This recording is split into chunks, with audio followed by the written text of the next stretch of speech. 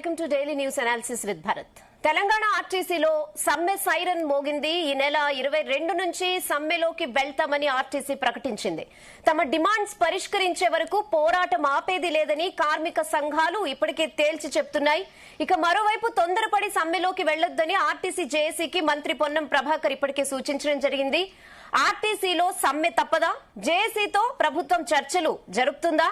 సమ్మె జరిగితే జరగబోయే పరిణామాలు ఎలా ఉంటాయి? ఇదే విషయంపై ఇవాళ డిఎన్ఏలో డిస్కస్ చేద్దాం. మనతో పాటు డిఎన్ఏలో జాయిన్ అయ్యారు బి యాదగిరి గారు, ఆర్టీసీ జేఏసీ కో కన్వీనర్, అలాగే వెంకన్న గారు జూమ్ లో జాయిన్ అయ్యారు, RTC JAC chairman, Kamalakar Goud గారు, ఆర్టీసీ జేఏసీ ఆర్గనైజింగ్ సెక్రటరీ. అందరికీ నమస్తే అండి. నమస్కారం మేడం. సో శివ, ఇప్పటికే ఆర్టిజన్ సమ్మె ఒకవైపు కొనసాగుతోంది. ఇప్పుడు మళ్ళీ కొత్తగా ఆర్టీసీ వాళ్ళు కూడా సమ్మెకి రెడీగా ఉన్నారు. సో మాట్లాడదాం, గెస్ట్ కూడా ఉన్నారు కాబట్టి. యాదగిరి గారు నమస్తే. నమస్కారం మేడం. సో సమ్మె తప్పదా? తప్పని పరిస్థితిలో మేనేజ్మెంట్ యాజమాన్యం సమ్మెలోకి దించింది.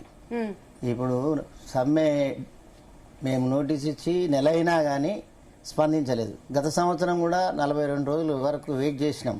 సమ్మె ప్రకటించే వరకు ఇండియా పాకిస్తాన్ వార్ వస్తుందని మంత్రి గారి సూచన మేరకు ముఖ్యమంత్రి గారు మేడే ముందే ఇప్పుడిప్పుడే కుదుటపడుతుంది ప్రభుత్వం, దానివల్ల మీరు సమ్మె చేయొద్దు అని చెప్పారు. మరి సమ్మె చేయొద్దని చెప్పిన ముఖ్యమంత్రి గారు, మంత్రి గారు తర్వాత 1 ఇయర్ గత మే 25 మే నుంచి ఇప్పటి వరకు ఒక్క సమస్య కానీ పరిష్కరించిన పాపాన పోలేదు, పిలిచిన పాపాన పోలేదు. కార్మికులు మండు టెండలు, చలిలో వానలో వణికి నిరంతరం 6 నిమిషాలు 24 గంటలు పనిచేసి 16 గంటలు 16 గంటలు 18 గంటలు పనిచేసి లీవులు లేకుంటే అగ్గిమైన గుగ్గిల్లాగా ఉన్నారు. పే స్కేల్ లేక, వేతనం సవరణ జరగక మరి అనేక రకాలుగా ఇబ్బంది పడుతున్నారు. మేనేజ్మెంట్ వేధింపులు సాధింపులు, ఆ బాధలు తట్టుకోలేక సమ్మె అనివార్య పరిస్థితులు అయినాయి. మొత్తం 32 డిమాండ్లు ప్రభుత్వం ముందు మీరు ఉంచినట్టయితే తెలుస్తుంది. ఏంటి 32 అంత సుదీర్ఘమైనటువంటి లిస్ట్ ఉంది కదా డిమాండ్ల విషయంలో, అందులో ప్రధానమైనటువంటి అంశాలు ఏంటి? ప్రధానమైన అంశము, గత ప్రభుత్వము విలీనం చేస్తామని అపాయింటెడ్ డే ఎప్పటి నుంచి ప్రభుత్వ ఉద్యోగులని ప్రకటించకుండా జీవో ఇచ్చి కాలయాపన చేసి వెళ్ళిపోయాడు కేసీఆర్ గారు. ఎందుకు? ఆర్టీసీ ఉద్యోగులను చేస్తే మా ప్రభుత్వానికి పేరు వస్తుంది అనుకుండో, లేకపోతే సమ్మె చేసినందుకు వీళ్ళని చేయొద్దు అనుకున్నాడో ఏమో కానీ ఆయన అపాయింటెడ్ డే చేయలేదు. మరి 6 గ్యారంటీలని చెప్పిన కాంగ్రెస్ ప్రభుత్వం, మేము ప్రభుత్వంలో విలీనం చేస్తాము, కొత్త బస్సులు కొనుగోలు చేస్తాము, మరి 2 పే స్కేల్ ఇస్తాము, మరి అనేక రంగం మీకు రిక్రూట్మెంట్ చేస్తాము, మీకు జాబ్ గ్యారంటీ, రకరకాల వాగ్దానం 6 గ్యారంటీలలో ఒక్క గ్యారంటీ కూడా ఇవ్వకుండా కేసీఆర్ పాలనని కొనసాగించడం వల్ల ఆర్టీసీ ప్రజాపాలన ఉందని ఇంటెలిజెన్స్ వాళ్ళని అడుక్కోమను, విజిలెన్స్ వాళ్ళను, స్పెషల్ బ్రాంచ్ వాళ్ళని అడుక్కోమను. కేసీఆర్ యూనియన్లు లేవంటే ఈనాటికి కూడా యూనియన్ లేకుండా అట్నే నడుస్తున్నది. సో రాష్ట్ర ప్రజలకు ఇచ్చినటువంటి 6 గ్యారంటీలు కాకుండా ఆర్టీసీకి కూడా, ఆర్టీసీ కార్మికులకు కూడా సపరేట్ గా ఒక 6 గ్యారంటీలు ఇచ్చారు. అవును సార్, రైట్. ఎస్ వెంకన్న గారు, ఏం చెప్తారు? మీరు జేఏసీ చైర్మన్ గా ఉన్నారు. ఇప్పుడు మీకు అంటే మీ సమస్యలు చెప్పడానికి ఇప్పుడు మీకు ఎన్నికలు లేవు, మీకు సమస్యలు లేకుండా చేశారని చెప్తున్నారు. సో ఇప్పుడు మరి సమ్మెకు కూడా వద్దు అని సజెస్ట్ చేస్తున్నారు కదా పొన్నం. మరి దీని మీద ఏం ఆలోచించారు? ఇప్పటికే గవర్నమెంట్ కూడా బడ్జెట్ విషయంలో లోటు ఉందని క్లియర్ గా చెప్తోంది. ఇవాళ ఒక్కటే మేడం, ముఖ్యమంత్రి గారు సమ్మె వద్దంటున్నారు. మాకేమో మాకు కూడా సమ్మె చేయాలని షోకేం లేదు. సమ్మెకు మా సమస్యలో 2.5 సంవత్సరాల కానించి ఇదే మంత్రి గారు ఇప్పుడు చెప్తున్నారు కదా, నా డోర్ తెరిచే ఉన్నాయి, మీరు నా కుటుంబ సభ్యులు. ఇప్పుడు మేడము, ఇప్పుడు హైదరాబాద్ లో అందరి డోర్లు మొత్తం తెరిచే ఉన్నాయి మేడం. మరి ఎవరింటికి పడితే వాళ్ళ ఇంటికి పోతారా? మీరు మేమెవరమైనా దానికి ఒక పద్ధతి ఉంటుంది కదా. హైదరాబాద్ లో ఒక రాత్రిపూట మాత్రమే డోర్లు బంద్ అవుతాయి, పొద్దున్నాక డోర్లు మొత్తం తెరిచే ఉంటాయి. మరి ఏ డోర్ తెరిచి ఉంటే ఆ డోర్లకే పోతామా మనం? దానికి ఒక పద్ధతి, ఒక నియమ నిబద్ధత, ఒక విధానం అనేది ఉంటుంది కదా. మంత్రి గారు, మీరు పెద్ద స్థానంలో కూర్చున్నారు. పద్ధతి అనేది, ఒక సిస్టమ్ అనేది మీరు అవలంబించండి. ఫస్ట్ మొదటగా కార్మిక సంఘాలుగా 2.5 సంవత్సరాల నుండి మీకు ఎన్నిసార్లు కలిసినాయి, ఎన్ని వినతి పత్రాలు ఇచ్చినాయి, ఎన్నిసార్లు మీతో చర్చలు జరిపినాం, ఎన్నిసార్లు మీకు మిమ్మల్ని వేడుకున్నాం, ఎన్నిసార్లు మిమ్మల్ని బతికినాడినాం. ఏం చెప్తున్నారు మంత్రి? అనేక మంది కార్మిక వర్గం తరఫున మిమ్మల్ని కోరినాం కదా. మరి 2.5 సంవత్సరాల కాలం నుంచి ఇప్పుడు అదే మాట చెప్తున్నారు మీరు. 2.5 సంవత్సరాల కాలం నుండి మీరు స్టార్టింగ్ లో మీరు మంత్రిగా, రవాణా శాఖ మంత్రిగా ఏదైతే ప్రమాణీకరణ చేసిన తర్వాత చెప్పిన మాటలనే 2.5 సంవత్సరాలు ఈ రోజు కూడా మీరు అదే మాట చెప్తున్నారు. మంత్రి గారు అల్ల ఏమన్నా కొత్తదనం ఉన్నదా అనేది ఉంటే చెప్పండి. ఇప్పుడు మీరు ఇచ్చిన హామీనే మేము అడుగుతున్నాము. అయితే వెంకన్న గారు ప్రధాన మొత్తం 32 డిమాండ్లలో ప్రధానమైనటువంటి డిమాండ్ ఆర్టీసీని ప్రభుత్వంలోనూ విలీనం చేయడం. దానికి సంబంధించి కూడా మంత్రి గారు రెస్పాండ్ అయ్యారు. ఆల్రెడీ ఒక కమిటీ వేశాము, కమిటీ పరిధిలో ఉంది. ఇంత పెద్ద సంస్థను వెంటనే ఎలాంటి మార్గదర్శకాలు లేకుండా కూడా ప్రభుత్వంలో విలీనం చేయలేం కదా, దానికంటూ ఒక ప్రాసెస్ ఉంటుంది కదా, అది ఆలోచించాలని విజ్ఞప్తి చేస్తున్నారుగా. ఓకే అండి, ఇప్పుడు మీరు కమిటీ అంటారు. కాంగ్రెస్ ప్రభుత్వం వేసిందా బీఆర్ఎస్ ప్రభుత్వం వేసిన కమిటీ? అది ఎవరు వేసిన కమిటీ? మీరు కాంగ్రెస్ ప్రభుత్వం వచ్చినాక కమిటీ వేసినట్టయితే మాకు తెలియదు. అదేదో ఆ కమిటీ రిపోర్టు బహిర్గతం చేయమంటే మీరు ఎందుకు చేస్తలేరు? ఏ సంవత్సరంలో కమిటీ వేసిండ్రు? ఆ కమిటీకి చైర్మన్ ఎవరు, సభ్యులు ఎవరు? అచ్చా, దానికి ఒక కాల పరిమితి ఉంటది కదా. మీరు ఎన్ని రోజులలో మీరు నివేదిక సమర్పించమని ఆ యొక్క కమిటీకి మీరు ఆదేశాలు ఇచ్చిండ్రు. ఇప్పుడు 2.5 సంవత్సరాల కాలంలో ఆ కమిటీ రిపోర్టు పైన మీరు ఎప్పుడు పరిశీలించారు, ఎప్పుడు మీరు సమీక్ష చేసిండ్రు? ఆ కమిటీకి అసలు ఆ కమిటీకి చైర్మన్ ఎవరు, ఎవరి దగ్గర ఉన్నది ఆ కమిటీ? ఆ కమిటీ యొక్క నివేదిక ఎప్పుడు తయారైందా? మీరు అడిగారా కమిటీ డీటెయిల్స్ ఇమ్మని అడిగారా? అడిగాము అండి, నిన్న అడిగితేనే ఇవాళ మంత్రి గారు చెప్పారు మేము చూపెడుతున్నాము, పత్రిక విడుదల చేస్తామన్నారు. అది విడుదల చేయమని చెప్పండి. ఆ డేటు, ఆ ఎవరు విడుదల చేసిండ్రు, ఎప్పుడు కమిటీ ప్రకటించారు. ఇంకొకటి మేము అడుగుతున్నామండి, చాలా విచిత్రమైనటువంటి విషయం ఏంటంటే పక్క రాష్ట్రంలో జగన్ ముఖ్యమంత్రిగా ఉన్నప్పుడు ఆంధ్రలో ఆయన ఎన్నికల మేనిఫెస్టోలో పెట్టిండు, నేను కూడా ఆర్టీసీ ఉద్యోగులను ప్రభుత్వంలో విలీనం చేసుకుంటాను. పక్క రాష్ట్రంలో విలీనం అయిపోయారు కదండి. ఇదేమి పెద్ద బ్రహ్మచోద్యం నాకు అర్థమైతలేదు. పక్క రాష్ట్రంలో విలీనం చేసినట్టుగానే మీరు చేసుకుంటే సరిపోతుంది కదా. ఉమ్మడి రాష్ట్రం ఇప్పుడు వాళ్ళు తెలుగులే, మేము తెలుగులే, మనకేమో హద్దులు సరిహద్దు కూడా ఏం లేవు కదా. ఇండియా పాకిస్తాన్ లెక్క మనకు గేట్లే మూయలేదు కదా. ఏమున్నది, మేమే తీసుకొచ్చి ఇచ్చినాము. ఆంధ్రలో విలీనం సంబంధించినటువంటి అంశాలు మొత్తం ఆ యొక్క నివేదిక, ఆ విలీనం చేసినటువంటి విధి విధానాలు టోటల్ గా ఈ యొక్క తెలంగాణ ప్రభుత్వం దగ్గర ఉన్నవి. అయినా అది ఎంతసేపు అండి, ఇవాళ పొద్దుగాల ఫోన్ చేస్తే సాయంత్రం పట్టుకొచ్చి ఇస్తారు మీకు. ఇవన్నీ చెప్పేది, ఇవన్నీ దాటవేసే దోరితో తప్పించుకునే విధానం తప్ప చిత్తశుద్ధి ఎక్కడన్నా కనిపిస్తున్నదా? అసలు విలీనం కావడానికి అసెంబ్లీలో బిల్లు పాస్ అయి గవర్నరు గెజిట్ విడుదల చేసిన తర్వాత, చట్టం తయారైన తర్వాత 15 సెప్టెంబర్ 2023 ఒక చట్టం తయారై గవర్నర్ తయారు చేసిన తర్వాత మీరు అపాయింటెడ్ డేట్ ప్రకటించి జీవో విడుదల చేసుడే ఆగిపోయింది. దీనికి 2.5 సంవత్సరాలు ఎట్లా పడుతుందండి? ఎందుకు పడుతుంది? దేనికోసం పడుతుంది? మీరు అసలు చేయాల్సిందేముంది? ఓకే, మీరు ఫస్ట్ మమ్మల్ని ప్రభుత్వ ఉద్యోగులను గుర్తిస్తున్నట్టు ఒక జీవో విడుదల చేయండి. జీవో విడుదల చేసిన తర్వాత విధి విధానాల గురించి వీళ్ళకు సర్వీస్ కండిషన్సే కావచ్చు, రూల్స్ అండ్ రెగ్యులేషన్సే కావచ్చు, ప్రభుత్వ ఉద్యోగులకు మాకు ఉండాలన్నటువంటి, ఇప్పుడు మేము ఏ ఉద్యోగులం? కార్పొరేషన్ ఉద్యోగులం. కార్పొరేషన్ ఉద్యోగుల నుండి మేము ప్రభుత్వ ఉద్యోగులు మారినప్పుడు ఏ విధమైన సౌకర్యాలు కావాలి వద్దనే దాని మీద అప్పుడే ఒక కమిటీ ఫస్ట్ మాకు విలీనం అయినట్టుగా మాకు అపాయింటెడ్ ప్రకటించి మాకు జీవో విడుదల చేయండి. అదొక్కటి నెంబర్ 1. ఇలా ఒక్క పైసా, మీరు ఆర్థిక ఇబ్బందులు అంటున్నారు కదా, ఒక్క పైసా ఖర్చు లేని యూనియన్లకు, సంఘాలకు ఎన్నికలు ఎందుకు పెట్టట్లేదు? మీరు ఎన్నికల మేనిఫెస్టోలో పెట్టారు. గత ప్రభుత్వము నిరంకుశ ప్రభుత్వం, రాక్షస పాలన చేసింది, మమ్మల్ని అరిగోస పెట్టుకున్నది, ఆర్టీసీని మొత్తం విధ్వంసం చేసింది, నామరూపాలు కూడా చేసింది. 10 సంవత్సరాలలో మమ్మల్ని 10 రకాలుగా వేధించింది, మోసపెట్టింది. కాబట్టే ఆ ప్రభుత్వం వద్దనుకున్నాం. ఈ కాంగ్రెస్ ప్రభుత్వం వస్తే మీ మాటలు నమ్మినాం. ఎందుకనంటే మీరు ఎన్నికల మేనిఫెస్టోలో పెట్టారు కాబట్టి. వాళ్ళు చేయకపోతే మీరు చేస్తారని నమ్మినాం. మరి ఆ ప్రభుత్వం రద్దు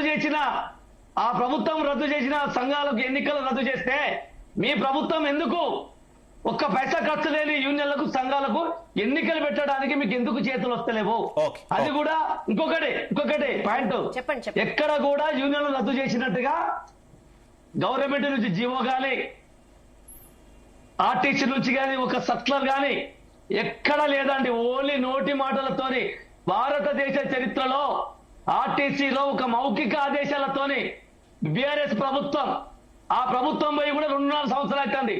కేసీఆర్ గారు ఆదేశించిన మౌఖిక ఆదేశాలే ఈ కాంగ్రెస్ ప్రభుత్వం ఇంకా అమలు చేస్తున్నది.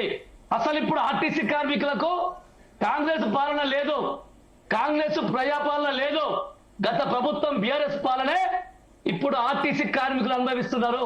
దీనికి మీరు జవాబు చెప్పండి. ఫస్ట్ ప్రభుత్వంలో ఉన్నటువంటి కాంగ్రెస్ పెద్దలు, నేను రవాణా శాఖ మంత్రి గారిని సూటిగా అడుగుతున్నా, ఇది మాకు ప్రజాపాలన ఉందా? ప్రజాపాలన అంటే ప్రజాస్వామ్యం.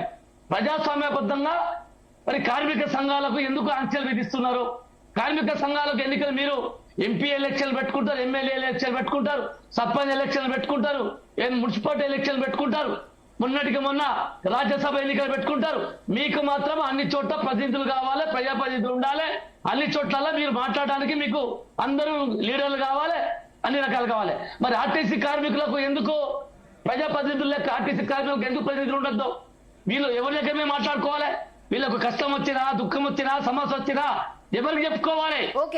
ఇది ఇప్పుడు వాళ్ళు ఇంకొకటి ఏమంటుండ్రు, మమ్మల్ని ఎవరో ప్రేరేపిస్తే మేము సమ్మె చేస్తున్నామట, మేము సమ్మెపైపోతున్నామా? మేమేమి చిన్నపిల్లగలం కాదండి మంత్రి గారు, దయచేసి మీరు మీ ఒక్కనే కాదు రాష్ట్రంలో సమ్మె నోటీస్ ఎవరిచ్చినా, ఎవరు నిరసన తెలిపినప్పుడు ఇంకా నయం మా వెనుక వీళ్ళు ఎవరు ఐఎస్ఐ ఉగ్రవాదులు ఉన్నట్టుగా, లేకపోతే మావోయిస్టులు ఉన్నట్టుగా, లేకపోతే ఏదో తాలిబాన్లు ప్రేరేపించినట్టుగా చెప్పట్లే. సంతోషం మా మంత్రి గారు. మేము తెలంగాణ కోసం నిజాయితీగా బస్కపయ్య నైచేలగాను కొట్లాడి తెలంగాణ రాష్ట్రం సాధించడానికి మూల సూత్రమైన ఆర్టీసీ కార్మికులు మేము ఒకటి చెప్పేదండి. మేము 89లో ఆర్టీసీలకు వచ్చిన ఎవరో చెప్పితే నేర్చుకోవాల్సిన స్థితిలో మేము లేము. మేము ప్రతిపక్ష యూనియన్ కాదండి, ప్రతిపక్ష పార్టీకి సంబంధం కాదు. మేము మీ మిత్రపక్ష యూనియన్ అనుబంధం, సిపిఐ పార్టీ అనుబంధ సంఘం, ఏఐటీసీ అనుబంధ సంఘం, ఎంప్లాయీస్ యూనియన్, రాష్ట్ర ప్రధాన కార్యదర్శి నేను.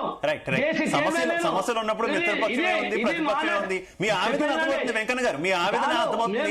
మనం డిస్కస్ చేద్దాం, అన్ని అంశాలు కూడా డిస్కస్ చేద్దాం. నేను మరో గెస్ట్ దగ్గరికి వెళ్తున్నాను వెంకన్న గారు, అన్ని డిస్కస్ చేద్దాం. నేను మరో గెస్ట్ దగ్గరికి వెళ్తున్నాను. కమలాకర్ గౌడ్ గారు, ఆడియో క్లియర్ గా ఉందా? కమలాకర్ గౌడ్ గారు, ప్రధాన డిమాండ్ ఆర్టీసీని ప్రభుత్వంలో విలీనం చేయడం. కానీ ఈ విలీనం చేయడం ద్వారా మీరంతా కూడా ప్రభుత్వ ఉద్యోగులు అవుతారు, మీ జీతాలు పెరుగుతాయి, ప్రభుత్వం నుంచి వచ్చే బెనిఫిట్స్ వస్తాయి. కానీ ఆర్టీసీకి వచ్చేటటువంటి ప్రయోజనం ఏముంది? చాలా అనుమానాలు వ్యక్తం చేస్తున్నారు కదా. ఈవెన్ ఆంధ్రప్రదేశ్ లో కూడా ప్రభుత్వం, రాష్ట్ర ప్రభుత్వంలో ఆర్టీసీని విలీనం చేసుకున్న తర్వాత భూములన్నీ కూడా ప్రభుత్వ పరం అయిపోయినటువంటి పరిస్థితి, ఆర్టీసీ ఆస్తులన్నీ కూడా ప్రభుత్వ పరం అయిపోయినటువంటి పరిస్థితి. ఒకవేళ ఎప్పుడైనా ఆర్థిక పరిస్థితి బాగాలేదంటే వాటిని తాకట్టెట్టడమో, లేదంటే అప్పులు వాటిని అమ్మి సొమ్ము చేసుకోవడం ప్రభుత్వాలు చేస్తుంది తప్పితే ఆర్టీసీకి వచ్చేటటువంటి బెనిఫిట్ ఏంటి అనేటటువంటి ఒక క్వశ్చన్ రేజ్ అవుతుంది. ఏం చెప్తారు దానికి సంబంధించి? ఒక నిమిషం. ఇప్పుడు టిఆర్ఎస్ గవర్నమెంట్ ఆర్టీసీ ఆస్తులను విలీనం చేయమని అమెండ్మెంట్ చేయలేదండి, గెజెట్ విజిట్ కాలేదండి. ఓన్లీ కార్మికులను మాత్రమే ప్రభుత్వ ఉద్యోగులకు గుర్తించడానికి ఆ రోజు చట్టసభలో గాని గవర్నర్ గారు గెజెట్ విజిట్ చేసిండ్రు. ప్రభుత్వ ఆర్టీసీ ఆస్తుల గురించి ప్రస్తావన లేదు దాంట్లో.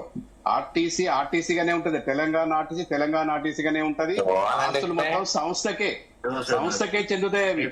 ఓన్లీ కార్మికులు మాత్రమే ప్రభుత్వ ఉద్యోగులుగా గుర్తిస్తారు. ఇవి ప్రభుత్వం ఒకవేళ తప్పుగా ఆలోచన చేస్తే మాత్రం చాలా తప్పది. ప్రభుత్వ ఉద్యోగులకు గుర్తించామనే మేము కోరుతున్నాం తప్ప ఆర్టీసీని మొత్తం ప్రభుత్వంలో విలీనం చేయని మేము అనట్లేదు. అది చాలా తప్పది. ఒకవేళ వాళ్ళు అట్లా ఆలోచన చేస్తే చాలా దూరం పోతుంది ఇది. ఎందుకంటే ఇది సెంట్రల్ గవర్నమెంట్, స్టేట్ గవర్నమెంట్ ఏర్పడి ఒక కార్పొరేషన్ గా ఏర్పడి ఆస్తులు, లక్షల కోట్ల ఆస్తులు ఇవాళ ఏర్పడ్డాయి. అది ఆ ప్రభుత్వం ఏదైతే ప్రయత్నం చేసిందో అది బెడిసికొట్టింది. ఆనాడు బెడిసికొట్టే కొంచెం జాప్యం జరిగింది. ఆ తర్వాత గవర్నర్ గారు దీని మీదనే అడ్డ వేసిన తర్వాత దీని మీద క్లారిటీ ఇచ్చిన తర్వాతనే ఆమె ఆ రోజు గజెట్ నోటు మీద సంతకం పెట్టింది. గజెట్ రిలీజ్ అయింది అది. కాబట్టి దానికి ఆర్టీసీకి ఉద్యోగస్తులకు సంబంధం లేకుండానే జరిగింది ఆ రోజు. ఇవాళ కూడా మేము అదే కొడుతున్నాం. ప్రభుత్వ ఉద్యోగులుగా గుర్తించండి, మాకు విధి విధానాలు మా ఏ విధంగా ఉంటాయి, మా సంస్థ తర్వాత ప్రభుత్వ ఉద్యోగులు పోతే మాకు బెనిఫిట్స్ ఏముంటాయి, లేకపోతే నష్టాలు ఏం కొన్ని నష్టాలు ఉన్నాయండి దీంట్లో. ప్రభుత్వ ఉద్యోగుల్లో కానీ పాసిబుల్ అవుతుందా కమలాకర్ గౌడ్ గారు? పాసిబుల్ అవుతుంది, ఎందుకంటే సంస్థ సపరేట్ గా ఉంటుంది, ఎంత ప్రభుత్వ పరిధిలో ఉన్నప్పటికీ కూడా దానికంటూ స్వయం ప్రతిపత్తి ఉంటుంది. కానీ ఉద్యోగులంతా మాత్రం ప్రభుత్వం అండర్ లో ఉంటారు. టెక్నికల్ గా వర్కౌట్ అవుతుందా ఇది? ఇప్పుడు ఆంధ్రలో జరుగుతుంది కదండి అది. అక్కడ ఆంధ్ర ఆస్తులు ఏమి ప్రభుత్వం చేసుకోలేదు కదా, ఓన్లీ ప్రభుత్వ ఉద్యోగులను మాత్రమే ప్రభుత్వ ఉద్యోగులుగా వాళ్ళు గుర్తించిండ్రు. దానికి ఏం సంబంధం ఉండదు, సంస్థ పరంగానే ఉంటది. ఇప్పుడు అట్లా అనుకుంటే ఇప్పుడు ఈ ఎలక్ట్రికల్ బస్సులు ఇవన్నీ ప్రభుత్వమే కదా తీసుకొస్తుందండి, ప్రభుత్వం తీసుకొస్తుంది కదా. మరి దీనికి ఏం సంబంధము? ఆ సంస్థనే ఉద్యోగస్తులను మాత్రమే ప్రభుత్వ ఉద్యోగస్తులుగా గుర్తించమని మేము చెప్తున్నాము. మీరు మేనిఫెస్టోలో పెట్టింది అదే. ఇప్పుడున్న సిచ్యువేషన్ లో మీరు సమ్మె చేస్తే నిజంగా దీనికి మీ డిమాండ్స్ కి ప్రభుత్వం ఒప్పుకుంటుందనే నమ్మకం ఉందా మీకు? చూడండి, ఎప్పుడున్నా కూడా ఏదో ఒక సమస్య ఉంటది, సమస్య లేని రోజు అంటూ ఉండదు ప్రభుత్వానికి. ఇప్పుడున్న సిచ్యువేషన్ అంటే ఇప్పుడు ఏముందండి, ఎలక్షన్లు లేవు ప్రభుత్వానికి. సిచ్యువేషన్ ఏంటంటే ఎలక్షన్స్, ఎగ్జామ్స్, స్టూడెంట్స్ కి ఎగ్జామ్స్ అయిపోయినాయి. ఇంకేముందండి వాళ్ళకి ఇబ్బంది ఏముందండి? ఇప్పుడు మాతో మాట్లాడి చర్చించడానికి ఏం ప్రాబ్లం అండి? సమ్మెలో పోవాలని వాళ్ళు తోస్తే తప్ప మేము వెళ్ళడానికి మేము సిద్ధంగా లేము. వాళ్ళు తోస్తే తప్పనిసరి పరిస్థితుల్లో సమ్మెలోకి పోతాం, మేము ఖచ్చితంగా పోతాం. ఎందుకని అంటే సమస్య పరిష్కారం గురించి డిసెంబర్ 9వ తారీఖు నాడు సోనియా గాంధీ గారి బర్త్డే సందర్భంగా ఆధారా మీరు మహాలక్ష్మి స్కీమ్ ను అమలు చేసినాడు ఆలోచన లేదా అండి? దాన్ని ఆర్టీసీలో ఇన్ఫ్రాస్ట్రక్చర్ ఉందా, స్టాఫ్ ఉందా, బస్సులు ఉన్నాయా, దానికి సరిపడే టీములు ఉన్నాయా, ఏమున్నాయి, ఏం లేదు. ఒక్క కమిటీ లేదు, దానికి ఒక పిలిచి మాట్లాడింది లేదు, ఏం లేదు. ముఖ్యమంత్రి గారు ప్రకటన చేసేసిండ్రు మహాలక్ష్మి స్కీమ్ అమలు చేస్తున్నారు, మరి రేపటి నుంచి ఆ ఆడవాళ్ళకి బస్సులో మొత్తం ఫ్రీ అని. మేము ఆర్టీసీ కార్మికులుగా పన్నులు తిన్నామండి.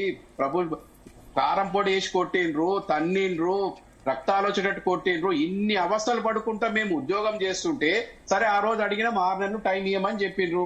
6 నెలలు పోయింది. 6 నెలల తర్వాతనే మేము ప్రభుత్వం దగ్గరికి పోయినామండి. ఓకే కమలాకర్ గారు, తర్వాతనే ప్రభుత్వం దగ్గరికి పోయినా మేము. కమలాకర్ గారు డిస్కస్ చేద్దాం. మీ ఫోన్ దయచేసి కొంచెం సరిగా పెట్టుకునే ప్రయత్నం చేయండి. మీ ఫేస్ కట్ అయిపోతుంది. మరోసారి మీ దగ్గరకు వస్తాను. యాదగిరి గారు, ఈ డిమాండ్ల మొత్తం ఈ ఓవరాల్ గా 32 డిమాండ్లలో ప్రభుత్వం కొన్నింటికి మాత్రం రెస్పాండ్ అయ్యేటటువంటి అవకాశం కనిపిస్తుంది. ప్రధానంగా యూనియన్ల పునరుద్ధరణ, అలాగే ఆర్టీసీ విలీనం మీద మాత్రం కొంత సమయమే అడుగుతున్నట్టయితే మనకి మంత్రి రెస్పాండ్ అయిందని బట్టి అర్థమవుతుంది కదా. ఆ రెండు మినహాయించి మిగిలిన వాటికి గనక ఒప్పుకుంటే మీరు కొంత వెనక తగ్గే అవకాశం ఏమైనా ఉందా? ఖచ్చితంగా. ఎట్లా అయితే అసలు చర్చలే జరపక డిమాండ్లు పరిశీలించడానికి ఎట్లా అనుకోవాలి? గత మే నెలలో మేము ప్రాసెస్గా ఒక పద్ధతి ప్రకారం ప్రతి డిపో దగ్గర గేట్ మీటింగ్ పెట్టినాం, ధర్నాలు చేసినాం, ఇందిరా పార్క్ దగ్గర హంగర్ స్ట్రైక్ చేసినాం, రిలే హంగర్ స్ట్రైక్ చేసినాం, మేనేజ్మెంట్కు వినతి పత్రాలు ఇచ్చినాం, గవర్నమెంట్కు మనం పొన్నంప్రభు గారికి వినతి పత్రాలు ఇచ్చినాం, వంగి దండాలు పెట్టినాం. మరి దయలేని ప్రభుత్వానికి ఏం చెప్తామండి? ఈ దయ ఉన్నదా? ఎట్లా ద్వారాలు తెరిచినాయని మంత్రి హోదాలో ఉండి ఒక క్యాబినెట్ మంత్రి అయి ఉండి తెలంగాణ ఉద్యమకారుని పార్లమెంట్లో మంచిగా మాట్లాడారు. వారి మాటలు కూడా మేము నమ్మినాం. ఇంత ఉద్యమకారుడు పార్లమెంట్లో తెలంగాణ బిల్లు కోసం విరోచితంగా పోరాడి మాట్లాడిండు. మా ఆర్టీసీ సమస్యలు ఏమన్నా పెద్ద సమస్యలా, కొంతమ కోరికలా? 3 లక్షల కోట్ల పైచిలుకున్న బడ్జెట్లో 5,000 కోట్లు 10,000 కోట్లు ఏమన్నా మ్యాటర్ అండి ఇది? అసలు సమస్యలేనా? ఇప్పుడు విలీనం అన్నారు, విలీనం చేయలేరు. ఏంది పెద్ద కథ? 2019లో జగన్మోహన్ రెడ్డి చేశాడు, ఈయన అపాయింటెడ్ ఇచ్చాడు. ఇప్పటి వరకు దాన్ని పట్టించుకోరు. యూనియన్లకు ఖర్చు లేని పని. యూనియన్లు ఉంటే నష్టమేమని మేనేజ్మెంట్ కానీ ప్రభుత్వానికి కానీ నష్టమేముంది? కాంగ్రెస్ వచ్చాక యూనియన్లు మళ్ళీ లేదు మేడం. ఆయన 2019లో మేము సమ్మెలకు 55 రోజుల సమ్మెలే తగ్గేది లేదని చేశాం. ఎందుకు చేశాము? తెలంగాణ సాయుధ పోరాటం జరిగినప్పుడు అంత ఉద్యమం జరిగిందో లేదో కానీ ఆర్టీసీ కార్మికుడు బస్కా పయ్య నైచెలే కానీ సకల జనుల సమ్మె చేసి అన్ని గవర్నమెంట్ ఉద్యోగులు, ఎన్జిఓలు, వివిధ ప్రభుత్వ రంగ సంస్థలు ఎవరు చేయని ముందుగా ఆర్టీసీ డెసిషన్ తీసుకొని మేము సమ్మె చేస్తే ఇవాళ మా గురించి పట్టించుకోక, మాకు వేతనాలు ఇవ్వకపోగా, మమ్మల్ని పట్టించుకోక కుటుంబ పాలన చేసిన కేసీఆర్కి వ్యతిరేకంగా 1955 రోజుల సమ్మె జరిగింది. దానికి బగ్గుమని యూనియన్లు రద్దు అని అంటే ఎట్లయితే కాన్స్టిట్యూషన్ ఏమైనా వ్యతిరేకంగా మాట్లాడతారా? ఎంత ముఖ్యమంత్రి అయితే అది దారుణం కదా, రాజ్యాంగ విరుద్ధం కదా. మరి అదే పాలన మరి కాంగ్రెస్ వచ్చినాక 19 నుంచి 23 ఈ 24 మరి 24లో మీరు ఎలక్షన్లో వచ్చి మీరు గెలిచింది చేసింది ఏముంది? మరి ప్రజాపాలన వాళ్ళు చెప్పినప్పుడు కాంగ్రెస్ గవర్నమెంట్ చెప్పినప్పుడు ఆర్టీసీలో వెంటనే ఎండీని చేంజ్ చేయాలా, మీ పాలన తెచ్చుకోవాలా, మీ యంత్రాంగాన్ని మీరు సమకూర్చుకోవాలా. మరి ఏం చేసారు? చేయలే కదా. వాళ్ళు ఏదైతే చేసిపోయారో అవుట్ సోర్సింగ్ విధానం చేస్తే ఉద్యోగాలు ఇయ్యారు. తెలంగాణ బిడ్డలకు నీళ్లు నిధులు నియామకాలని వాళ్ళు చెప్పి ఇవాళ ఎన్నో లక్షల ఉద్యోగాలు మేము కల్పిస్తామని చెప్పిన రేవంత్ రెడ్డి గారు ఆర్టీసీలో 40,000 ఉద్యోగాలు వస్తాయి. షీపింగ్, వాషింగ్ కానించి మొదలెట్టి అంటే జాడు కొట్టే కార్మికుల కానించి బస్సులు కడిగే కార్మికులు కానీ, మెకానికులు కానీ, ఎలక్ట్రీషియన్ కానీ, రకరకాల ట్రాఫిక్ సూపర్వైజర్లు కానీ, మెయింటెనెన్స్ సూపర్వైజర్లు కానీ, కండక్టర్ కానీ, డ్రైవర్లు కానీ, సెక్యూరిటీ సిబ్బంది కానీ, మన ట్రైనింగ్ అప్రెంటిస్ సూపర్వైజర్, ట్రాఫిక్ సూపర్వైజర్లు, డిఎంలు, ఇవన్నీ పోస్టులు అన్ని ఖాళీగా ఉన్నాయండి. అలాగే అధికారి గారు, ఇప్పుడు ప్రభుత్వ వెర్షన్ విన్నా కూడా కాంగ్రెస్ నాయకులు మాట్లాడుతూ కూడా గతంతో పోలిస్తే మేము వచ్చిన తర్వాత మేము పెట్టిన మహాలక్ష్మి పథకం వల్ల కూడా ఆర్టీసీకి జీవం పోసాం. ఎందుకంటే టికెట్ల రూపంలో ప్రభుత్వం ఎప్పటికప్పుడు నిధులు ఇస్తుంది, తద్వారా ఆర్టీసీకి పునరుజ్జీవం వచ్చింది, మేము సమర్థవంతంగా నిర్వహిస్తున్నాము, అలాగే కార్మికుల సంక్షేమానికి కూడా కట్టుబడి ఉన్నామని చెప్తున్నారు కదా. ఏం చెప్తారు ఈ కామెంట్? దానికి మంచి ప్రశ్న ఇది. ఒక్క నిమిషం అన్న. పెనం మీద ఉన్నాం అప్పుడు, ఇప్పుడు పొయ్యిలో పడ్డాం. అప్పుడు ఇంత వేధింపులు లేవు, మహాలక్ష్మి పథకం లేదు. మహాలక్ష్మి పథకాన్ని 48 గంటలలో మీరు సక్సెస్ చేయించుకొని 2.5 సంవత్సరాలు సోనియా గాంధీ బర్త్డే గిఫ్ట్ ఇస్తే మా కష్టాలు కన్నీళ్లు తీర్చే నాదుడెవరు? మహిళా కండక్టర్ల మీద దాడులు, మహిళలను చూడకుండా పాములు విసిరేసారు, డ్రైవర్లను తంతున్నారు, తిడుతున్నారు. బస్సులు పెంచాలే కదా మహిళలకు, వాళ్ళు జుట్లు పట్టుకొని కొట్టుకునే పరిస్థితి వచ్చింది. మరి ప్రజాపాలన అన్నప్పుడు ఆర్టీసీల ప్రజాపాలన లేకుండా రాక్షసంగా కేసీఆర్ పాలన కొనసాగించండి. మీ ప్రజాప్రభుత్వం ఏం చేస్తుంది? మీ ఇంటెలిజెన్స్ వాళ్ళని పంపండి, డిపోలో పోయి అడగండి. మీ ఇంటెలిజెన్స్ అంతా యంత్రాంగం, పోలీసు యంత్రాంగం ఉంది, రకరకాల ఏజెన్సీలు మీ దగ్గర. ముఖ్యమంత్రి గారికి మేము వినవించి చెప్తున్నాం ఏంటంటే, సరూర్ నాడు స్టేడియం సాక్షిగా 55 రోజుల సమ్మెలో మాకు సపోర్ట్ చేసారు, అరెస్ట్ అయ్యారు. మరి ఎంపీగా ఉన్నప్పుడు అరెస్ట్ అయ్యారు, మాకు సపోర్ట్ చేసారు, నమ్మినాం. మా తెలుగుదేశం పార్టీ కుటుంబ సభ్యుడు అనుకున్నాం, మా ఫ్యామిలీ మెంబర్ అనుకుంటాం. ముఖ్యమంత్రి అంటే గౌరవం. మరి అలాంటి ముఖ్యమంత్రి గారు కనీసం పల్లెత్తి మాట మాట్లాడే అందరికి ఈ మేనిఫెస్టోలు, ఈ గవర్నమెంట్లో అదే కేసీఆర్ గవర్నమెంట్ అయినా మన ఈ కాంగ్రెస్ పాలన అయినా మేనిఫెస్టోలో పెట్టిన అంశాలు ఒకటి, తర్వాత తీసుకునే డిసిషన్లు ఒకటి. మీకేమైనా కష్టాలు నష్టాలు ఉంటే యూనియన్లతో చర్చించే, మీకు ఏ ఇబ్బంది లేకుండా, మీకు గవర్నమెంట్కి ఇబ్బంది లేకుండా మా సమస్యలు పరిష్కరించే విధానాలు మేమే మీకు చెప్తాం. మీకు చెప్పి మీ గవర్నమెంట్కి ఇబ్బంది లేకుండా చేస్తాం, మా సమస్యలు తీర్చుకుంటాం. కనీసం ముఖ్యమంత్రి గారి డోర్లు పొన్నం ప్రభాకర్ గారు చెప్తారు కదా, డోర్లు తెరిచే ఉన్నాయి. ఎప్పుడు 3 అంశాలు మాట్లాడతారు కానీ 3 అంశాలు కాదు, ఒక కష్టము. అన్ని అబద్ధాలు మేడం. ఇప్పుడు ఆయన అంటే మంత్రి అబద్ధాలు చెప్తారా? మంత్రి హోదాలో ఉండే అబద్ధం చెప్తారా నిజం చెప్తారా మీడియా మీరే చూసుకోండి, వేరియేషన్ చేసుకోండి. రిలీజ్ చేయమని చెప్పారా? మహాలక్ష్మి పథకం ఇచ్చినాక మాకు దాదాపు రోజు ఆదాయము 18 నుంచి 20 కోట్లు వస్తాయి. మహాలక్ష్మి టికెట్లే 12 నుంచి 15 కోట్లు రోజువారీగా, దాదాపు 350 నుంచి 450 ఫర్ టికెట్లు మహాలక్ష్మి టికెట్లు మనకు కొడుతున్నాం. 350 కోట్లు నెలకిస్తురా, 150 కోట్లు ఇచ్చో లేకపోతే 250 కోట్లు కూడా జీతభత్యాలకు అట్టేసరిగా ఇస్తున్నారు కానీ సబ్సిడీకి ఇస్తలేరు. మరి 250 కోట్లు కానీ 450 కోట్లు కానీ 300 కోట్లు ఉంటే ఇప్పుడు ఈ మహాలక్ష్మి పథకం పెట్టినకు నెలకు 150 కోట్ల చొప్పున చూసుకున్నా దాదాపు 4,000 కోట్లు మాకు ప్రభుత్వం నుంచి రావాలి. కానీ ఇవ్వట్లేదు. వెంకన్న గారు మీరేం చెప్తారు? మహాలక్ష్మి పథకంకు సంబంధించి ప్రభుత్వం సమర్థించుకుంటుంది, ఆర్టీసీకి జీవం పోసింది ఈ పథకం తీసుకొచ్చిన తర్వాత అని చెప్పి వారు చెప్తున్నారు. కొంత వాస్తవం కూడా ఉంది కదా. ఒకటి వినండి, ఆర్టీసీకి జీవం వచ్చింది అనేది కరెక్ట్ కాదండి. ఆ మహాలక్ష్మి పథకం చేపట్టి ప్రభుత్వానికి ఆర్టీసీ కార్మికులు జీవం పోసింది, అదే కరెక్ట్. అన్నిట్లో ఏ ప్రభుత్వం ఇచ్చిన హామీలు గ్యారంటీలు మొత్తం ఎక్కడ సక్సెస్ కాలేదు, ఎక్కడ కూడా అమలు కాలేదు.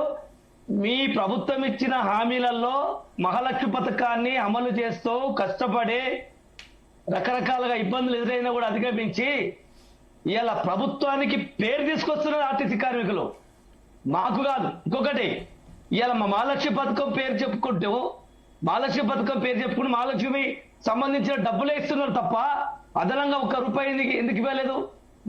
మాకు రావాల్సిన ఆర్థిక అంశాల మీద ఈ యొక్క బడ్జెట్ లో ఒక్క రూపాయి ఎందుకు పెట్టలేదు? కేవలం మహాలక్ష్మి పథకానికి సంబంధించే 4,305 కోట్లు మాత్రమే పెట్టడం జరిగింది. మరి మాకు 2 వేతన సవరణ రావాలి. 2021 వేతన సవరణ, 2025 వేతన సవరణ, 2017లో వేతన సవరణ జరిగింది. కానీ వాటికి ఏరియల్స్ 5 సంవత్సరాల ఏరియల్స్ రావాలి. తర్వాత ఈ మధ్య కాలంలో రిటైర్మెంట్ అయినటువంటి వేలాది మంది కార్మికులకు సెటిల్మెంట్ డబ్బులు అవి రావాలి. వాటికి బిల్లులు లేవు. వాటికి కూడా ఎక్కడ బడ్జెట్ పెట్టాలి? ఏది కొత్త బస్సులకు, కొత్త బస్ స్టేషన్లకు, కొత్త డిపోలకు, కొత్త నియామకాలకు ఎక్కడ ఉన్నాయండి? ఇవాళ మీరు ఒక పక్క దాని ఏమంటారు కొసరేసి అసలు దొబ్బినట్టుగా ఇవాళ ప్రైవేటు ఎలక్ట్రిక్ బస్సుల పేరుతో కేంద్ర ప్రభుత్వ పాలసీలు చెప్పుకుంటూ ఈ రాష్ట్ర ప్రభుత్వం ఏం చేస్తుందంటే ఆర్టీసీ పుట్టిన కాడి నుంచి లేని విధానాన్ని డిపోలు మొత్తం ప్రైవేట్ ఎలక్ట్రిక్ బస్సుల ఓనర్లకు, కార్పొరేట్ శక్తులకు అప్పచెప్పి ఇన్ని సంవత్సరాలు 30-40 సంవత్సరాలు 60-70 సంవత్సరాలు కాపాడి ఆర్టీసీ కార్మికులు తమ రక్తాన్ని చెమటగా మార్చి సంపాదించిన ఆర్టీసీ డిపోలను, ఆర్టీసీ గ్యారేజీలను ఈ ప్రైవేట్ ఎలక్ట్రిక్ బస్సులకు దారదత్తం చేసి మమ్మల్ని మెడలు బట్టి బయటికి వెళ్ళగొడుతున్నారు. ఇది మీకు అనిపిస్తలేదండి? ఇవాళ ఆర్టీసీ చరిత్రలో అవుట్ సోర్సింగ్ విధానంగా థర్డ్ పార్టీ కాంట్రాక్టులను తీసుకొచ్చి కండక్టర్ డ్రైవర్ల నియామకాలు పెట్టేసి ఇవాళ దాన్ని ఏమంటారండి బ్రోకర్లను, ఆర్టీసీలో కూడా ఒక బ్రోకర్ వ్యవస్థను తీసుకొచ్చి పెట్టి, ఒక దళారీ వ్యవస్థను తీసుకొచ్చి పెట్టి ఇవాళ దగాకోరు నియామకాలు జరుగుతున్నాయి, అక్రమంగా నియామకాలు జరుగుతున్నాయి. డబ్బులు తీసుకొని విచ్చలవిడి లంచాలతో ఇవాళ నియామకాలతో థర్డ్ పార్టీ కాంట్రాక్టులు తీసుకొచ్చి పెట్టడం వలన కాంట్రాక్టర్లు ఈ యొక్క నిరుద్యోగుల దగ్గర నిర్దాక్షిణ్యంగా దోపిడీ చేస్తున్నారు. ఈ దోపిడీకి అలవాటు చేసింది ఈ కాంగ్రెస్ ప్రభుత్వం కాదా? ఇది మీకు అనిపిస్తలేదా? ఇవాళ సెక్యూరిటీ వాళ్ళు అవుట్ సోర్సింగ్, బస్ పాసులో పనిచేసే వాళ్ళు అవుట్ సోర్సింగ్, కార్గోలో పనిచేసే వాళ్ళు అవుట్ సోర్సింగ్, గ్యారేజ్లో పనిచేసే వాళ్ళు అవుట్ సోర్సింగ్, ఎలక్ట్రిక్ బస్సుల మీద పనిచేసే వాళ్ళు ప్రైవేట్ వాళ్ళు అవుట్ సోర్సింగే. ఆ డ్రైవర్ వాటికి సంబంధం లేదు, ఆ యొక్క టెక్నీషియన్స్ కు వాటికి సంబంధం లేదు, సూపర్వైజర్లకు సంబంధం లేదు, ఏమీ సంబంధం లేదు. కానీ మా ఆర్టీసీ స్థలాలను, మా ఆర్టీసీ భూములను వాళ్లకు దారదత్తం చేయడం అనేది ఇది క్షమించరాని నేరంగా మేము పరిగణిస్తున్నాము. మీరెవరండి? మీరెవరు? మా ఆస్తులను ప్రైవేటు బస్సులకు ఇచ్చే అధికారం మీకు ఎక్కడిది? మీకంత ప్రేమ ఉంటే ఆ బస్సులకు మీరు కావాలనుకుంటే మీ ప్రభుత్వ స్థలాలలో వాళ్ళకు స్థలాలు కేటాయించండి, మీ ప్రభుత్వ స్థలాలలో వాళ్ళకు ఛార్జింగ్ పాయింట్లను పెట్టండి, మీ యొక్క ప్రభుత్వ స్థలాలలో వేలాది ఎకరాలు హైడ్రా కింద దురాక్రమణకు ఉన్నాయి కదా, దురాక్రమణకు పాల్పడ్డ జాగాలు ఉన్నాయి కదా, వాటిలో కట్టండి, డిపోలు కట్టండి. ఇంకొకటి నేను ఒకటి కొత్త సూచన చేస్తున్నా. ఈ రోజు హైదరాబాద్ సిటీ పాపులేషన్ ఎంత పెరిగింది? గత 20 ఏళ్ల కాలం నుంచి ఉన్నటువంటి పాపులేషన్ ఎంత? ఇప్పుడున్నది ఎంత? ఇప్పుడున్న బస్సులు ఎన్ని? ఇంకా ఎన్ని బస్సులు కావాలి? ఎన్ని డిపోలు కావాలి? ఇక్కడ ఎందుకు ఆలోచించట్లేదండి? ఆర్టీసీని అభివృద్ధి చేస్తున్నాం. మహాలక్ష్మి పథకం వల్ల ఎక్కడికో తీసుకుపోతున్నాం అని కాదు. ఈ మహాలక్ష్మి పథకం పెట్టేసి ఆ సాకుతో ఇప్పుడు ఉన్న డిపోలు మొత్తం మూసివేసి ఇలా ఎలక్ట్రిక్ బస్సుల పేరుతో ఇలా హైదరాబాద్ లో 26 డిపోలను గుండు గుత్తగా మూసివేసి దాంట్లో ప్రైవేటు వ్యక్తులనే మొత్తం అప్పచెప్పి మా సిబ్బందిని మొత్తం హైదరాబాద్ జోన్ నుంచి, సిటీ జోన్ నుంచి ఎక్కడికి మహబూబ్ నగర్, రంగారెడ్డి, మెదక్, నల్లగొండ, కరీంనగర్, హైదరాబాద్, నిజామాబాద్లకు పంపడానికి 1/4/2026 మొన్ననే ఈ నెలనే ఆ యొక్క సర్కులర్ విడుదలై కూడా కేవలం ఈ ఆడికి 14 రోజులు మాత్రమే ఆ జీవో ఉంది. ఇప్పటికీ ఆ సర్కులర్ ఏముందనంటే మీరు ఏ జోన్లకు పోతారో, ఏ జిల్లాలకు పోతారో, ఎక్కడ పోతారో పొమ్మని చెప్పి బలవంతంగా మెడలు పట్టి గెట్టేస్తున్నారు. ఇది ఎట్లా న్యాయమవుతుంది? ఇవాళ ఒక పక్క మంత్రి గారు ఏం చెప్తున్నారు? ఒక్క ఉద్యోగం పోదు, ఎవరికి ఇబ్బంది కలిగించమని అంటున్నారు. ఇవాళ మేము అంటున్నాం మాది రీజనల్ సీనియారిటీ. ఏ జిల్లాలో అపార్ట్మెంట్ అయితే ఆ జిల్లాలోనే మా సీనియారిటీ కొనసాగుతుంది. మేము ఆ జిల్లాలోనే పనిచేయాలి, ఆ జోన్లోనే పనిచేయాలి. మాకున్నటువంటి రైట్ అది, మాకున్నటువంటి రైటు. ఆ సర్కులర్ వెంటనే రద్దు చేయాలి. ఆ బస్సులను మొత్తం వెనకకి తీసుకోవాలి. ఆర్టీసీ బస్సులను ప్రవేశపెట్టాలి. ఆ ఎలక్ట్రిక్ బస్సులకు పెట్టుబడి పెట్టండి. ఇలా మీకంత ప్రేమ ఉంటే ఆ ప్రైవేట్ ఎలక్ట్రిక్ బస్సులకు ఒక 5,000 కోట్లు కేటాయించండి. లక్షల కోట్లు ఉచితాల పేరు మీద దాని పేరు మీద అయ్యాలి. అంతేందుకండి ఈ మెట్రో 1,000 కోట్ల రూపాయల ఏం నష్టం వస్తున్నటువంటి మెట్రో సంస్థను మీరు విలీనం చేసుకున్నారు కదా, మరి ఆర్టీసీ సంస్థ ఎగ్జాక్ట్లీ చాలా వ్యాలిడ్ పాయింట్ తీసుకొచ్చారు వెంకన్న గారు, చాలా వ్యాలిడ్ పాయింట్ తీసుకొచ్చారు. హలో సార్ ఇలా అద్దె బస్సులను కూడా మీరు విలీనం చేసుకోండి, అద్దె బస్సుల మీద డ్రైవర్లను కూడా విలీనం చేసుకోండి. ఎందుకంటే అక్కడ కూడా మెట్రోల్లో పనిచేసే వాళ్ళు కూడా అవి అద్దెకు సంబంధించినవే, అవి మీకు సొంత సంబంధించినటువంటి వ్యక్తులు గారు. ఇలా కూడా ఆర్టీసీలో సేమ్ కేటగిరీగా పనిచేస్తున్నారు ఆర్టీసీ డ్రైవర్లు. గతంలో ఎన్టీ రామారావు గారు ఏ విధంగానైతే జాతీయం చేసుకున్నాడో ఆర్టీసీ బస్సులను ఎక్కడెక్కడ ప్రైవేట్ బస్సులను జాతీయం చేసుకుని విలీనం చేసుకున్నాడో మీరు కూడా ఈ ఆర్టీసీలో ఉన్నటువంటి ప్రైవేట్ వ్యవస్థలు మొత్తం మీకు చిత్తశుద్ధి ఉంటే, ఆర్టీసీని విస్తరించాలని బాగుజన ఉద్దేశం ఉంటే మీరు వెంటనే విలీనం చేసుకోవాలి. హైర్ బస్సు డ్రైవర్లను, హైర్ బస్సు సిబ్బందిని, హైర్ బస్సు అన్నింటిని కూడా ఆర్టీసీలో విలీనం చేసుకుని వాళ్ళకు అవకాశం కల్పించాల్సి మేము డిమాండ్ చేస్తాం. ఏదో రెస్పాన్స్ చెప్పండి యాదగిరి గారు. ఇప్పుడు అద్దె బస్సులు 1995లో వచ్చినాయి, దాదాపు 32 ఏళ్ళ దాదాపు ఉన్నాయి. ఈ అద్దె బస్సులతోటి మ్యాన్ పవర్ అంటే పర్సనల్ క్యాస్ట్ తగ్గుతుందని మేనేజ్మెంటు సాకుగా చూపించింది. వెంకన్న గారు చెప్పిన వాల్యుబుల్ పాయింట్లలో ఇదొకటి. ఇప్పుడు ప్రభుత్వానికి మాతోటి మాట్లాడితే అనేక రకాల సమస్యలు ప్రభుత్వాన్ని మేమే, ఇప్పుడు మాకు జీవం పోసింది కాదు, మేమే ప్రభుత్వానికి జీవం పోసినది యథార్థం. ఆ యథార్థమైన 48 ఏళ్ళు సక్సెస్ చేసుకొని 2.5 సంవత్సరాలకు ప్రభుత్వం నిమ్మకు నీరెత్తినప్పుడు దుర్మార్గం. 87, 88లో ఎన్టీ రామారావు గారు ఆ విధంగా చేశాడు, జాతీయం చేశాడు. ఈ అద్దె బస్సుల వల్ల ఆర్టీసీ 10,000 మంది కార్మికులను, ఈ అద్దె బస్సు ఓనర్లను పెంచి పోషిస్తున్నది. దానివల్ల ఆర్టీసీకి అనేకమైన నష్టం వచ్చింది. దాన్ని 6 సంవత్సరాలల్లా దానికి రావాల్సిన పెట్టుబడి ఏవైతే బస్సు కాస్ట్ తర్వాత ఆ కాస్ట్ అంతా వెళ్ళిపోతుంది. అదే బస్సు ఇంకా మేము 9 సంవత్సరాలు దాదాపు 15 సంవత్సరాలు నడిపించుకుంటాము. 9 సంవత్సరాలు ఇంకా నడిపించుకుంటాను. పర్సనల్ క్యాస్ట్ ఏముందండి ఆర్టీసీకి? అన్న ఒక్క నిమిషం ఆ ప్రైవేట్ బస్సులు ఉండడం వల్ల ప్రయాణికులకు రోడ్ల మీద ఒక్క నిమిషం ఆ ప్రైవేట్ బస్సులు ఉండడం వల్ల ఆర్టీసీలో కిలోమీటర్లు పెంచారు. కిలోమీటర్లు పెంచి బస్ స్టాప్లలో కూడా బస్సులు ఆపకుండా అనేక రకాల ప్రయాణికులకు ఇబ్బంది పెట్టారు. యాక్సిడెంట్లు ఎక్కువైనాయి ప్రైవేట్ బస్సులు వచ్చినాక. ఇది నష్టదాయకమైన విధానము. అదేవిధంగా ఎలక్ట్రిక్ బస్సులు వస్తే కూడా దాని 6 సంవత్సరాలలో ఆ బస్సు కాస్ట్ వెళ్ళిపోతుంది.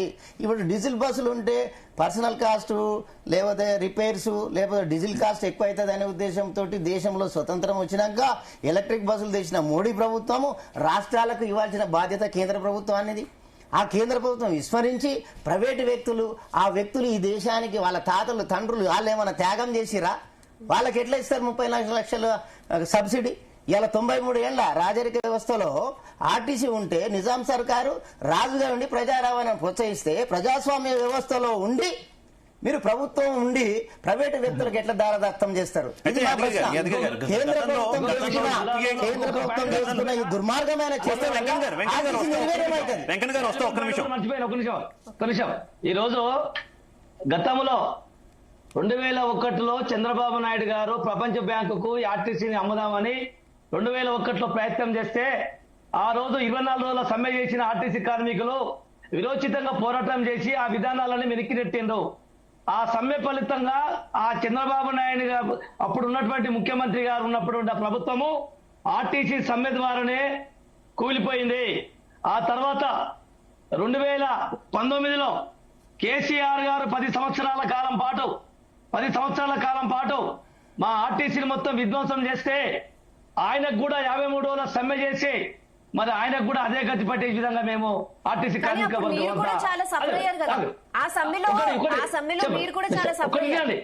ఓకే సఫర్ అయ్యాము కాబట్టి ఆయనను కూడా సఫర్ చేసాం కదా. ఇప్పుడు కేసీఆర్ కూడా గత ప్రభుత్వం కూడా మామూలుగా సఫర్ అయింది కదా. ఇప్పుడు కేసీఆర్ పతనానికి ప్రారంభించిందే ఆర్టీసీ కార్మికుల యొక్క పోరాటం ఫలితంగా ఉసురు తలిగే ఆ ప్రభుత్వం కూలిపోయింది.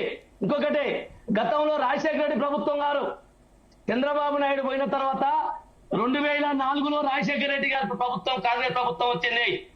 పాప మహానుభావుడు ఎక్కడ ఉన్నాడో ఈ రోజు ఆర్టీసీ బతికి బట్టగట్టడానికి ఆర్టీసీలో ఎన్నో సంస్కరణలు తీసుకొచ్చి ఈ ఆర్టీసీ బలోపేతానికి కృషి చేసినటువంటి ముఖ్యమంత్రులలో అత్యంత ప్రథముడు వైఎస్ రాజశేఖర రెడ్డి గారి సేవలు మరవలేనివి, Okay. అవి వెలగట్టలేనివి.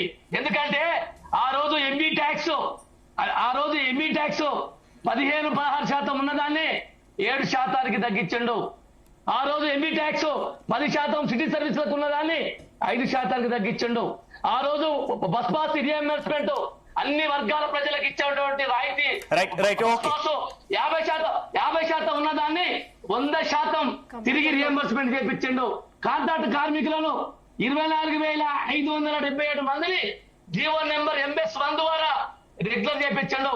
అదే విధంగా కారుణ్య నియామకాలు 10 ఓకే వెంకన్న గారు, ఓకే. ఆ ప్రభుత్వం రద్దు చేస్తే ఇదండి, ఆ ప్రభుత్వం రద్దు చేస్తే మళ్ళీ జీవో ప్రస్తుత నెంబర్ సమస్యల దగ్గరికి వద్దాం, గతం కాదు, ప్రస్తుతం ఉన్న సమస్యలు డిస్కస్ చేద్దాం. రైట్, కమలాకర్ గౌడ్ గారు ఒక్క నిమిషం వెంకన్న గారు ప్లీజ్, ఆయన ఇందాక నుంచి వెయిట్ చేస్తున్నారు ప్లీజ్ ఒక్క నిమిషం. కమలాకర్ గారు, అసలు ఏంటి ఈ ఈవీ బస్సులు, ఎలక్ట్రిక్ బస్సుల సమస్య ఏంటి? దేశవ్యాప్తంగా కూడా చాలా రాష్ట్రాల్లో ఎలక్ట్రిక్ బస్సులు తీసుకురావాలి, పొల్యూషన్ కంట్రోల్ చేయాలని ఆయా రాష్ట్ర ప్రభుత్వాలు పరిశీలిస్తున్నటువంటి పరిస్థితి. తెలంగాణ గవర్నమెంట్ కూడా అలాగే అనుకుంటుంది కదా.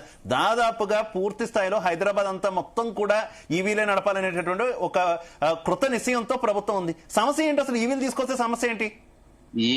ఈవీలు తీసుకొస్తే ఆర్టీసీ కార్మికులకి నష్టం లేదండి, ప్రభుత్వ విధానం నష్టం. ప్రభుత్వం ఏదైతే విధానం తీసుకొచ్చిందో ఇప్పుడు ప్రైవేట్ ఏజెన్సీల ద్వారా వాళ్లకు సబ్సిడీ ఇచ్చుకుంటూ ఏదైతే సెంట్రల్ గవర్నమెంట్ స్కీమ్ ఉందో ఆ సెంట్రల్ గవర్నమెంట్ స్కీమ్ ను స్టేట్ గవర్నమెంట్ ఇంప్లిమెంట్ చేస్తున్నది. అది దాని వల్ల ఆర్టీసీ కార్మికుల ఉద్యోగాలు కోల్పోతున్నాం. ఇక్కడ డ్రైవర్లు, ఇందాక మా వెంకన్న గారు చెప్పింది అదే.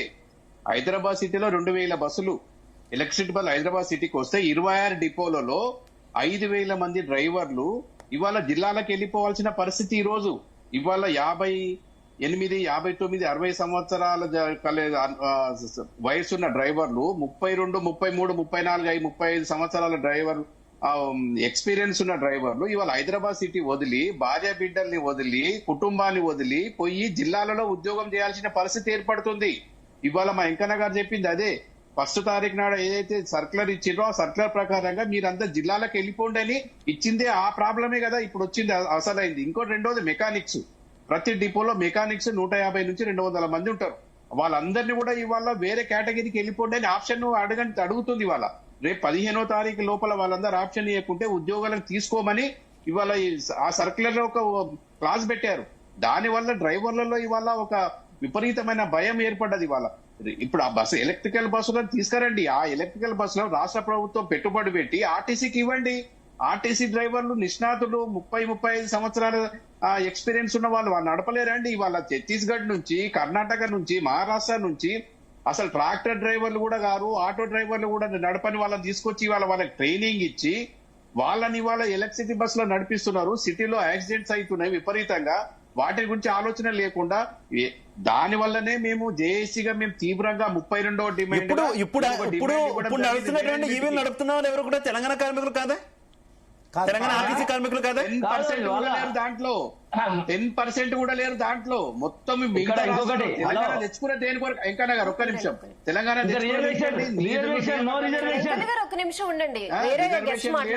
అడ్డ మీద కూలీలు వాళ్ళంతా వాళ్ళని తీసుకోవచ్చు. ఇంకొకటి, తెలంగాణ ఎందుకు తెచ్చుకున్నామండి? ఉద్యోగ అవకాశాలు పెరుగుతాయనే కదా. ఇవాళ ఆర్టీసీలో ఉన్న ఉద్యోగాలు కోల్పోయాల్సిన పరిస్థితి. మేము ప్రధానంగా తెలంగాణ తెచ్చుకున్న తర్వాత ప్రధానంగా నష్టపోయిన సంస్థ ఏదనంటే ఆర్టీసీ కార్మికులే, ఆర్టీసీ సంస్థనే. ఇవాళ మా కుర్చీ కిందకి మా నీళ్ళు వచ్చినాయి, ఇంకా అనొద్దు కానీ ముడ్డు కిందకి నీళ్ళు వచ్చినాయి ఇవాళ మాకు. మేము ఇవాళ బతకలేని పరిస్థితి. డ్రైవర్లు వణికిపోతున్నారు. ఇవాళ ఎక్కడ పోయి చేస్తారండి? ఆదిలాబాద్ పంపిస్తామంటున్నారు, నిజామాబాద్ పంపిస్తామంటున్నారు. డ్రైవర్లు కుటుంబాలు వదిలి ఎక్కడ పోవాలా? ఇవాళ ఈ వయసులో హార్ట్ పేషెంట్లు ఉంటారు, డయాబెటిక్ పేషెంట్లు ఉంటారు, కిడ్నీ పేషెంట్లు ఉంటారు. వాళ్ళు రోజువారీ తార్నాక్ హాస్పిటల్కి వెళ్ళి మందులు తెచ్చుకొని రోజు వాడుకునే పరిస్థితి. 90-95% మంది ఇవాళ ఇంటి భోజనం చేస్తున్నారండి. ఇంటి నుంచి బాక్స్ కట్టుకొని పోయి ఉద్యోగం చేసుకుంటున్నారు హైదరాబాద్ సిటీలో. వాళ్ళందరినీ తీసుకుపోయి నువ్వు జిల్లాలకు పంపిస్తుంటే పోయి ఎక్కడ ఉండాలి, ఏం తినాలి, బతుకుతారా సంపుతారా ఇవాళ ఆర్టీసీ కార్మికుల్ని? మంత్రి గారు అంటున్నారు మేము ఎవ్వరి ఉద్యోగం తీసేయమని అంటున్నారు. ఇది తీసేయకపోతే ఏందండి? ఇది మీరు తెచ్చిన ఈ సంస్కరణ ఏంది? ఇది ఇవాళ మేము ప్రధానంగా కొట్లాడుతున్నది, మేము 32వ డిమాండ్ గా మా జేఏసీ, మా వెంకన్న గారు కూడా లెటర్ ఇచ్చింది ఏంటి అని అంటే ఆర్టీసీలో డ్రైవర్లను హైదరాబాద్ సిటీలనే కొనసాగించాలి, మెకానిక్లను ఇక్కడనే కొనసాగించాలా.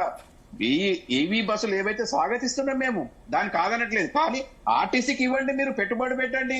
ఇవాళ బస్ పాస్ రియంబర్స్మెంట్ ఇవ్వట్లేదు మీరు. బస్ పాస్ లో రకరకాల పాసులు ఉంటాయి. దాంట్లో మీరు 4,305 కోట్లు ఇచ్చారు. దేనికి ఇచ్చారు? మహాలక్ష్మి స్కీమ్ కొరకు ఇచ్చారు. అది అరకొరనే పెట్టిండ్రు. దాని తర్వాత బస్ పాసుల పైసలు ఎవరు ఇవ్వాలండి? ఇవాళ మీరు భరించారా? సంస్థ ఎందుకు భరించాలి దాన్ని? ఇవాళ వికలాంగులకు ఇస్తారు, పోలీసు వాళ్ళకి ఇస్తారు, మీడియా వాళ్ళకి ఇస్తారు, ఇంకా రకరకాల పాసులు ఉన్నాయి, ఏదో ఎన్జిఓలకు ఇస్తారు, అందరికి పాసులు ఇస్తారు. దాని సబ్సిడీ ఎవరు కట్టాలండి? కమలాకర్ గౌడ్ గారు మీరు కొంచెం వెనక్కి కూర్చొని మాట్లాడండి. మీరు కొంచెం వెనక్కి కూర్చొని మాట్లాడండి. ఎస్ మాట్లాడండి. ఓకే చెప్పండి. ఇప్పుడు ఎవరు చేయాలండి అది? మరి అవన్నీ ఇవ్వకుండా ఇవాళ ఆర్టీసీ సంస్థనే భరించాలని, సంస్థ భరిస్తే ఇప్పుడు ఎక్కడ పోతుంది ఆర్టీసీ సంస్థను? బాగా విస్తరిస్తున్నారా? ఇవాళ గతంలో 3,800 బస్సులు ఉండేది హైదరాబాద్ సిటీలో. ఇవాళ 2,800 అంటే 1000 బస్సులు తగ్గించింది. 1000 బస్సులు తగ్గించినాక ఎన్ని కాలనీలు విస్తరించినాయండి? ఇవాళ ఎంత పెద్దగా, ఎంత జనాభా పెరిగింది హైదరాబాద్ సిటీలో. మరి బస్సులు ఎందుకు పెంచట్లేదు మీరు? బస్సులు పెంచకుండా ఈ ఎలక్ట్రిక్ బస్సులు తీసుకొచ్చి డిపోలను క్లోజ్ చేసి, హైదరాబాద్ సిటీకి 29 బస్సులు ఉండేది, ట్రిపోలు ఉండేది. ఇవాళ 26 డిపోలు చేసిరు దానిని. ఇంకా పెంచాలన్నా తగ్గించాలన్నా? శివారు ప్రాంతంలో విపరీతమైన కాలనీలు పెరుగుతున్నాయి. ఆ కాలనీలకు బస్సులు పెంచాలి కదా. ఆర్టీసీని విస్తరిస్తామని మీరు ప్రధానంగా ఎజెండాలో పెట్టి ఇవాళ ఆశని కుచించే పరిస్థితి తీసుకొస్తుంది ప్రభుత్వము. ముఖ్యమంత్రి గారు సమాధానం చెప్పారు, మంత్రి గారు చెప్తే పొందరలేని సమాధానం చెప్తారు. ఎవరు ప్రేరేపించారు? మీ పిచ్చోళ్ళమా అండి? 35-36 సంవత్సరాలు ట్రేడ్ యూనియన్లో పనిచేసిన వాళ్ళంతా నాయకత్వం ఉంది ఇక్కడ. వాళ్ళు ఎవరో ప్రేరేపిస్తే ఉద్యోగాలు పోతున్నాయి, మా బతుకు రోడ్డు మీదకి వచ్చిందని మేము ఇక్కడ కొట్లాడుతుంటే ఎవరో ప్రేరేపిస్తే చేయడానికి మేమన్నా పిచ్చోళ్ళమా? ఇవాళ ఆర్టీసీ కార్మికుడు, ఏ కార్మికుడైనా మీరు డిపోలో పోవండి, మీ ఇంటెలిజెన్స్ ద్వారా ఎంక్వైరీ చేయించండి, ఏ పరిస్థితి ఉంది ఇవాళ. ఇట్లాంటి పరిస్థితుల్లో సో ఇప్పుడు సమ్మె గురించి నోటీస్ ఇచ్చారు కదా, ఇప్పుడే చర్చలకు పిలిస్తే అందులో విలీనం గురించి అయితే మంత్రి ఆల్రెడీ చెప్తున్నారు, కమిటీ వేసాము అని చెప్పి. సో చర్చల్లో చెప్పండి వెంకన్న గారు. ఎలా ఒక్కటి మేడము, మంత్రి గారు చెప్పిన దాంట్లో రెండు అంశాలు చెప్తున్నాడు కదా. ఓకే, 2 అంశాలు తప్ప, ఒకటి విలీనము, యూనియన్ల గురించి అని చెప్పింది కదా మేడం. మీ మెయిన్ డిమాండ్స్ అవే కదా, మీకున్న 32 డిమాండ్. మేము ఒక్కటే అడుగుతున్నాము, ఈ విలీనం గురించి మా ప్రభుత్వ పరిశీలన ఉన్నదనంటే ఇప్పుడు ఏ ప్రభుత్వం ఉంది మేడం? ఇప్పుడు కాంగ్రెస్ ప్రభుత్వం ఉందా, బీఆర్ఎస్ ప్రభుత్వం ఉందా, బీజేపీ ప్రభుత్వం ఉందా? ఈ ప్రభుత్వ పరిశీలన ఇంకా ఎన్నేళ్ళు దాకా ఉంటుంది అది ఆ అంశం? ఇంకా ఎన్నేళ్ళు మీరు పరిశీలన చేస్తారు? అంటే మీ ప్రభుత్వం 5 సంవత్సరాల పుణ్యకాలం అయిపోయేదాకా మీ ప్రభుత్వ పరిశీలనే ఉంటుందా? ఇక దానికి ఒక అడుగు కూడా ముందుకేయదా? నెంబర్ 1. నెంబర్ 2, యూనియన్లది నా యొక్క పరిధిలో లేదు, అది కూడా ప్రభుత్వ పరిశీలన అంటా ఉన్నారు. అసలు యూనియన్లని, సంఘాలకు, ప్రభుత్వ పరిశీలనకు అసలు సంబంధం ఏంటండి? అది రాజ్యాంగంలో ఈ రోజు డాక్టర్ బిఆర్ అంబేద్కర్ గారు పుట్టిన రోజు. భారత రాజ్యాంగంలో 1926 యాక్ట్ ప్రకారం, లేబర్ యాక్ట్ ప్రకారంగా ట్రేడ్ యూనియన్ ఐడి యాక్ట్ లో బాజాబ్తుగా ఉంది. ఇలా కార్మిక సంఘాలకు ఇలా అనుమతి లేకపోతే లేబర్ డిపార్ట్మెంట్ మమ్మల్ని చర్చలకు ఎందుకు పిలిచింది? మాకు లేకెట్లా రాసింది? మాకు ఇలా మీకెట్లా రాసింది లేక? ఇలా కార్మిక సంఘాలు ఉన్నాయి, మాకు ఎన్నికలు పెట్టమంటున్నాం. ఎన్నికలు పెట్టమని హైకోర్టు కూడా ఇచ్చింది కదా జడ్జిమెంట్ 2023లో. హైకోర్టులో ఇచ్చిన దానికి కూడా మీరు ఎందుకు పెడతలేరు? మాకు ఎన్నికలు ఎందుకు పెడతలేరు? దేనికి పెట్టారు? అదొకటి. నెంబర్ 1. ఇవాళ నెంబర్ 2, మావాడు చెప్పిన ప్రకారంగా ఇవాళ ఎలక్ట్రిక్ బస్సులను మాత్రమే మేము కాలుష్య నివారణ పేరుతో అంటున్నారు. ఇలా హైదరాబాద్ సిటీలో ఎన్ని వెహికల్స్ నడుస్తున్నాయండి? ఇలా రవాణా శాఖ మంత్రికి అవగాహన ఉంది కదా. మన ఆర్టీఏ గారి యొక్క నివేదికలు చెప్పాడు కదా, 85 లక్షల వెహికల్ కేవలం ఈ దంట నగరాల హైదరాబాద్ లో తిరుగుతున్నవి. మరి వాటికి లేని కాలుష్య నివారణ ఆర్టీసీ బస్సులకే వచ్చినాయండి. ఆర్టీసీ బస్సులు ఉన్నాయండి మొత్తం 2,500 బస్సులు. 2,500 బస్సులు ఎక్కడ? 85 లక్షల బస్సులు ఎక్కడ? ఫస్ట్ మొట్టమొదటి మంత్రి గారు ఆ 85 లక్షల బస్సులను ఎలక్ట్రిక్ వెహికల్స్ గా మార్చండి. నెంబర్ 1. నెంబర్ 2, ఇంకొకటి, మేము కాలుష్య నివారణకు ఎలక్ట్రిక్ బస్సులకు వ్యతిరేకం కాదు.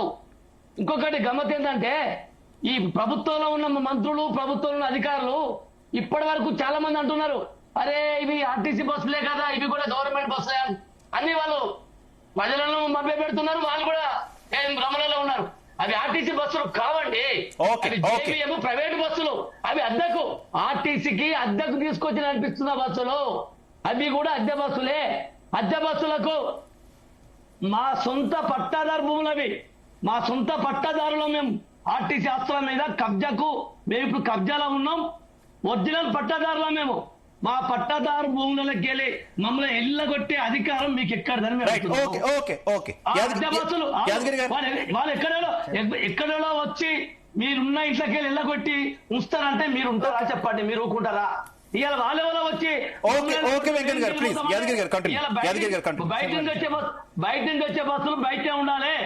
మా డిపోలలో అడుగు పెట్టి ఓకే వెంకన్న గారు, యాదగిరి గారు, గతంలో యూపీఏ గవర్నమెంట్ ఉన్నప్పుడు జేఎన్ఎన్యూఆర్ఎం కింద కొన్ని బస్సులు ప్రధాన నగరాలకు, మన హైదరాబాద్ లాంటి కొన్ని ప్రధాన నగరాలకు ఇచ్చేటటువంటి సిచ్యువేషన్ మనం చూస్తాం. ఇప్పుడు మాత్రం ఈవీలు వస్తున్నటువంటి సిచ్యువేషన్ ఏంటి? అప్పటికి ఇప్పటికి ఉన్నటువంటి తేడా ఏంటి? ఏం జరుగుతుంది అసలు కేంద్రం రాష్ట్రాలకు ఇచ్చేటటువంటి ఈ సబ్సిడీ విషయం? గవర్నమెంట్ ఉన్నప్పుడు రాష్ట్రాలకు జేఎన్ఆర్ఎం బస్సులు ఇచ్చి కొద్దిగా సబ్సిడీ ఇచ్చింది. అవి కూడా డీజిల్ అనేది ఎక్కువ తాగడం వల్ల ఆర్టీసీలో సక్సెస్ కాలేదు. అంటే ఆ కేంద్ర ప్రభుత్వం, కాంగ్రెస్ ప్రభుత్వం ఆర్టీసీలకు కేంద్ర బడ్జెట్ నుంచి సబ్సిడీతో ఆర్టీసీకి బస్సులు ఇచ్చినట్టే కదా. అంటే ఆర్టీసీలను పునర్జీవం పోసినట్టే కదా.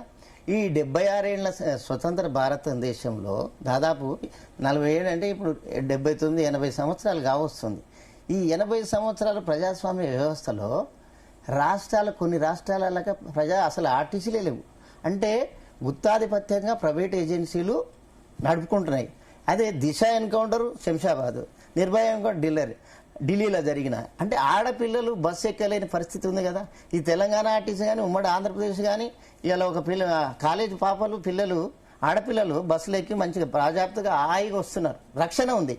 రేపు ప్రైవేట్ వాళ్ళకి పోతే ఆడపిల్లల రక్షణ ఉంటుందా? వృద్ధులకు రక్షణ ఉంటుందా? చిన్నపిల్లలకు సబ్సిడీ బస్ పాసులు ఇస్తారా? ఏమి ఇవ్వరు. అయితే మోడీ ప్రభుత్వాన్ని మేము అడుగుతున్నది ఏంటంటే, మీరు ఇప్పుడు 12 సంవత్సరాలు కదా అధికారంలోకి వచ్చి 75 ఏళ్ల అమృతోత్సవాలు మీకు ఏ హోదాలో ఉండి చేశారో ఏమో కానీ సామాన్యునికి బస్ సౌకర్యం లేదు అని మేము అంటున్నాము. ఎందుకు కల్పించరు? రోడ్డు సౌకర్యం లేదు, బస్ సౌకర్యం లేదు, స్కూల్ ఉండదు, కరెంటు ఉండదు. విలేజ్లు ఎన్ని ఉన్నాయి? ఇప్పుడు 93 ఏళ్ల చరిత్ర గల ఆర్టీసీ నిర్వీర్యం చేయాలని మోడీ ప్రభుత్వం ఎట్లా కంకణం కట్టుకుంటుంది? ఇప్పుడు మాకు అద్దెకిచ్చి పర్ కిలోమీటర్ కిలోమీటరు దాదాపు ఈ ఎలక్ట్రిక్ బస్సుల వల్ల 20 నుంచి 30 రూపాయల నష్టం వస్తుంది. పర్ కిలోమీటర్ 20 నుంచి 30 రూపాయల నష్టం వస్తుంది. ఈ నష్టం అన్ని కేంద్ర ప్రభుత్వం కానీ రాష్ట్ర ప్రభుత్వం కానీ భరించదు. అందువల్ల 6 సంవత్సరాలలో దాని పెట్టుబడి వెళ్ళిపోతే మా ఆర్టీసీలకు ఇస్తే ఉపాధి అవకాశాలు కలుగుతాయి. తెలంగాణ బిడ్డలకు ఉద్యోగాలు దొరుకుతాయి. కాంగ్రెస్ గవర్నమెంట్ ప్రజాపాలన ఉంటుంది. రేవంత్ రెడ్డి గవర్నమెంట్ గొప్ప పేరు వస్తుంది. మోడీని అడగండి. మీరు అక్కడ లేఖలు రాసినామంటారు, అసలు స్తబ్దతగా ఉంటారు. అసలు ముఖ్యమంత్రి గారు మాకు అపాయింట్మెంట్ ఎందుకు ఇయ్యరు? పొన్నం ప్రభాకర్ గారు దాటవేత ధోరణి ఎందుకు అవలంబిస్తారు? కార్మికులు 48 గంటలలో మా సమస్యలను ఈ మహాలక్ష్మి స్కీమ్ ని ఇంప్లిమెంట్ చేసుకుని 2.5 సంవత్సరాలు అయినా మీరు పట్టించుకోకపోవడం ఏంది? ఇవాళ అర్ధరాత్రి 1 గంట దాకా ఒక మహిళా కండక్టర్ డ్యూటీ ఎట్లా చేస్తుంది? ఒక మహిళా కండక్టర్ 6 గంటల నుంచి పొద్దున 6 గంటలకు వెళ్తే రాత్రి 10 గంటల దాకా 14 గంటలు ఎట్లా పనిచేస్తుంది? ఈ విధంగా వర్క్ మెన్ MTW యాక్ట్ ని అవైల్ చేస్తారు, దాన్ని పట్టించుకోరు. అంటే 8 గంటల పని విధానం ఆర్టీసీలో లేదు. ఇవన్నీ మేము అడిగేది ఏంది? 32 డిమాండ్లల్లా ఈ లాస్ట్ డిమాండ్ ఎలక్ట్రిక్ బస్సులు, ఇవాళ ఆ 2 విలీనము, లేకపోతే విలీనము, యూనియన్ ఎలక్షన్ అంటూ పే స్కేల్ ఎవరు ఇస్తారండి? పే స్కేల్ ఎవరు ఇస్తారు? పే స్కేల్ ఇచ్చేది మీరే కదా. పే స్కేల్ ఇవ్వరు, మరి విలీనం చేయరు, లేకపోతే యూనియన్లు నిర్వహించరు. ఈ పరివారం ఎక్కపై చచ్చిపోతే మేనేజ్మెంట్ హరాస్మెంట్ పట్టించుకోరు. మరి ప్రభుత్వం ఉన్నట్టా లేదా? కేసీఆర్ గవర్నమెంట్ యూనియన్ లేవంటే అదే విధానాన్ని ఆర్టీసీలో కొనసాగిస్తుంటే ఈ కాంగ్రెస్ గవర్నమెంట్ నిద్రపోతుందా? ఆర్టీసీ కార్మికుల సమస్యలు పట్టించుకోవాలా? ప్రభుత్వానికి వ్యతిరేకమా? ఏది కాదు. కాబట్టి మమ్మల్ని పిలిచి వెంటనే చర్చలు జరిపి ఈ సమ్మె నివారించే బాధ్యత, తెలంగాణ ప్రజలకు ఇబ్బంది కాకుండా కాపాడుకోవాల్సిన బాధ్యత రాష్ట్ర ప్రభుత్వాన్ని, ముఖ్యమంత్రి రేవంత్ రెడ్డి గారిది. కాబట్టి మీ ద్వారా తెలియజేస్తున్నాం, ముఖ్యమంత్రి గారు ఇప్పుడైనా స్పందించండి, మా సమస్యలు పరిష్కరించండి. చెప్పండి వెంకన్న గారు. ఈ రోజు రవాణా శాఖ మంత్రి గారు పదే చెప్తుండే మేడం, గత 2.5 సంవత్సరాలు కానీ 3038 ఉద్యోగాలు మేము భర్తీ చేశామంటుండే మేడం. 2024లో ప్రకటించిన 3038 పోస్టులు డ్రైవర్ కండక్టర్ల పోస్టులల్లా అలా కండక్టర్ల పోస్టులు లేవు, కేవలం డ్రైవర్ల శ్రామికులకు మాత్రమే ఉన్నాయి. time అయింది, conclude చేయండి. వెంకన్న గారు. ఈ రోజు వరకు కూడా ఒక్క పోస్టు భర్తీ కాలేదు. Okay. ఇలా కారుణ్య నియామకాలనేది ఫైనల్ గా ఏం చెప్పదలుచుకున్నారు వెంకన్న గారు? టైం లేదు. ఇవాళ అబద్ధాల పునాదుల మీద కార్మికులను ప్రజలను తప్పుదవే పట్టించేటువంటి విధానం సరైనది కాదు. మంత్రి గారు ఒక సరైన సమాధానం చెప్పి చర్చలకు అధికారికంగా పిలిస్తేనే మేము వస్తాము, మాకు మేము రాము. ఇంకొకటి ఇది ఆర్టీసీ ప్రజా రవాణా మొత్తం 75% వీళ్ళు ప్రైవేటీకరణ చేస్తున్నారు కాబట్టి దీన్ని ప్రజలు కాపాడుకోవాలి, విద్యార్థులు కాపాడుకోవాలి, మేధావులు, ప్రజా సంఘాలు, అన్ని కార్మిక సంఘాలు, టోటల్ సబ్బడ్డ తెలుగు జాతి, తెలంగాణ జాతి మొత్తం ఈ ప్రజా రవాణాను కాపాడుకోవడానికి ఈ చెప్పాలనుకుంటున్నారా? ఈ సభ్యకు అన్ని కార్మిక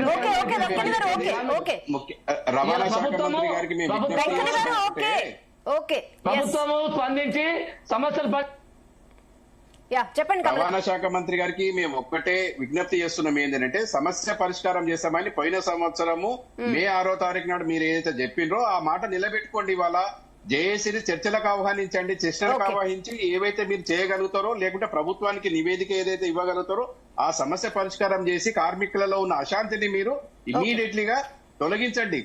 కాంగ్రెస్ ప్రభుత్వం మీద అందరికీ వ్యతిరేకం లేదు. ఇక్కడ ఏంటంటే చేసే ఆర్టీసీ మేనేజ్మెంట్ ఏదైతే హరాస్మెంట్ చేస్తుందో దాని వల్ల ఇవాళ కార్మికులు తీవ్ర ఇబ్బందిగా గురవుతున్నారు.